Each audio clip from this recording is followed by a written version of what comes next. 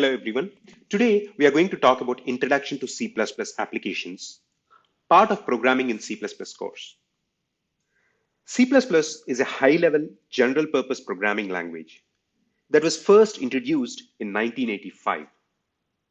It is an extension of C programming language, which makes it compatible with C, while also adding new features and capabilities. C++ is widely used in a variety of applications, including system software development, such as operating systems, device drivers, and firmware, are often written in C++. Game development.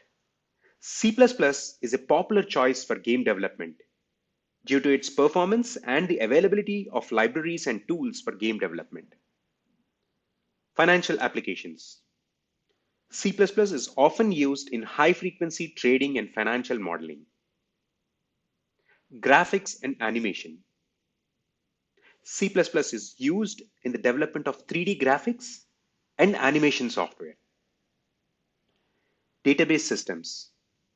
Some database management systems are written in C++.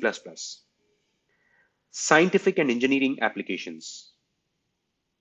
C++ is used in simulation, data analysis, and numerical computations in various scientific and engineering domains.